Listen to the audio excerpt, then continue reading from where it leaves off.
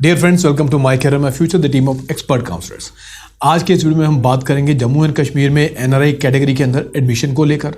और जैसे मैं हर वीडियो में आपको बोलता हूं कि इसमें डॉक्यूमेंटेशन बहुत इंपॉर्टेंट रोल प्ले करता है। और मैं इस वीडियो में आपको ये भी दिखाऊंगा कि लास्ट ईयर में रिजेक्शन और ये डेफिशिएंसी क्या क्या रही थी, ताकि आपको एक फेयर आइडिया लग जाएगा और अभी से आप एडवांस में उसकी प्लानिंग कर पाएंगे।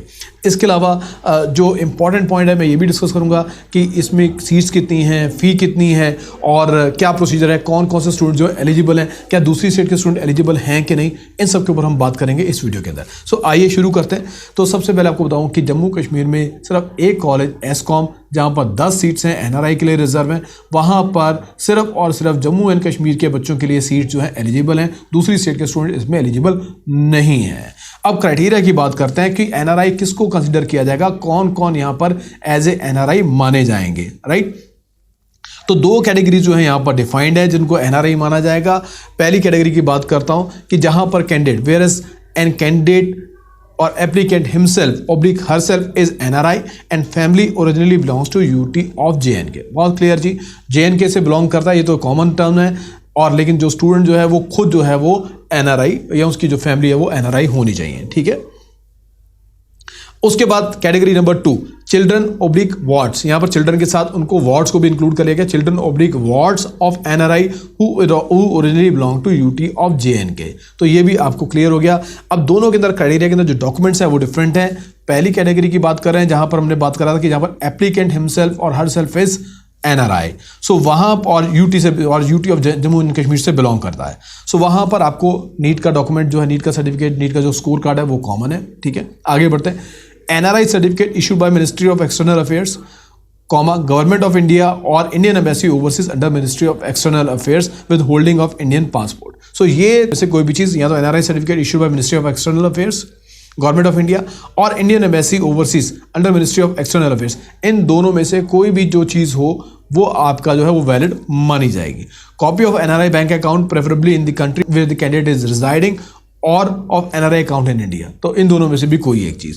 Copy of Indian passport, copy of income tax return in India if any, PAN card if any, and domicile certificate by the candidate, any other document as may be required by the board for its satisfaction. हो सकता है board आपको, अगर board आपके इन document satisfy नहीं है तो एक आध डॉक्यूमेंट की आपसे और डिमांड वो करे और आपको वो डॉक्यूमेंट उस टाइम फर्निश करवाना पड़ेगा। अगली कैटेगरी की बात करते हैं जहां पर मैंने बोला था कि children oblique ward of NRI who originally belongs to UT of J and K. तो यहां पर वार्ड भी इंक्लूड हो गए। तो यहां पर बात आ जाती है स्पॉन्सरशिप की, बात आ जाती है चिल्ड्रन ओब्लिक वार्ड की वजह से स्पॉन्सरशिप की बात आ गई। अब तो स्पॉन्सरशिप की बात आ गई तो आपको नीट का स्कोर कार्ड के अलावा आपको चाहिए एनआरआई स्पॉन्सरशिप लेटर, नंबर 2। उसके बाद undertaking of NRI duly attested by the legal authority of that country where sponsor is residing और इंडियन एम्बेसी ओवरसीज। इन दोनों में से आपको एक चीज चाहिए, ठीक है। उसके बाद आपको चाहिए bank statement of the sponsor, resident oblique national certificate और NRI certificate of the sponsor. और उसके बाद पेडिग्री टेबल, कई जगह पर उसको फैमिली ट्री भी बोला जाता है, तो pedigree table oblique family tree establishing relationship of the candidate with the sponsor along with documentary proof, ये चाहिए।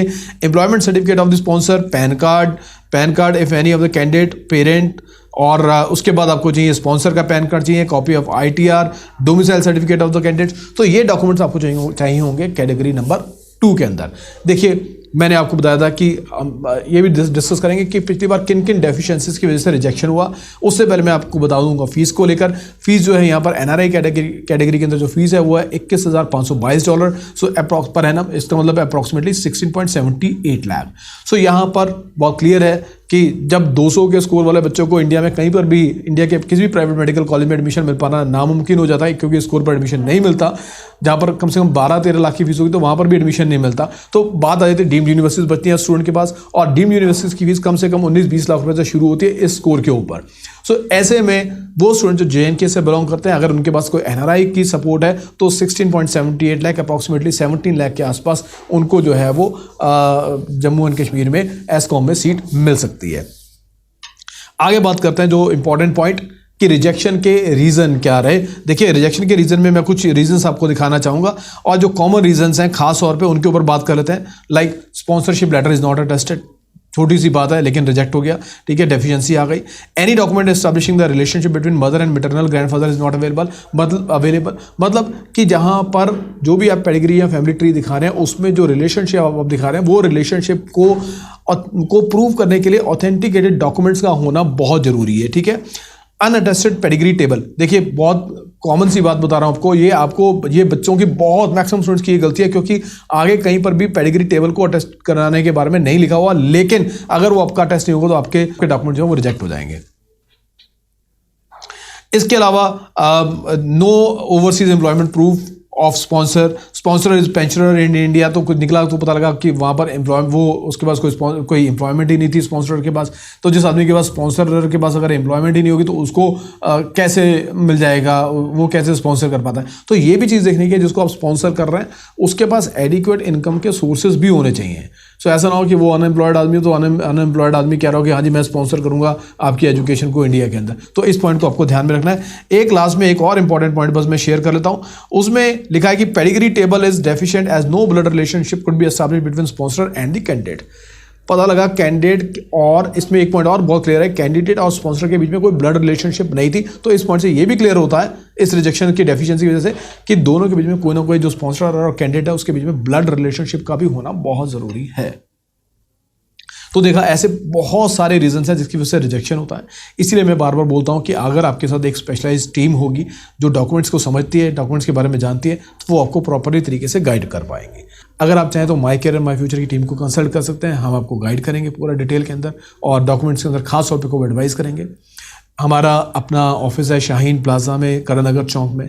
So not only for NRI admissions, अगर आप इंडिया के किसी भी और स्टेट में एडमिशन लेना चाहते हैं, राइट, या डीम्ड यूनिवर्सिटीज़ में एडमिशन लेना चाहते हैं, इसके अलावा अगर किसी और कंट्री में ओवरसीज एडमिशन लेना चाहते हैं, नेपाल, बांग्लादेश या किसी और कंट्री लाइक जॉर्जिया, रशिया, सो इसमें भी हमारे पास जो स्पेशलाइजेशन है, हमारी टीम्स हैं, अलग अलग डिविजन्स हैं जो आपको हर एरिया में आपकी हेल्प कर सकते हैं। सो चैनल को सब्सक्राइब कीजिएगा, ज़्यादा से ज़्यादा शेयर कीजिएगा ताकि इन्फॉर्मेशन जो है ज़्यादा से ज़्यादा बच्चों तक पहुँच सके और उनको इस बात का बेनिफिट हो।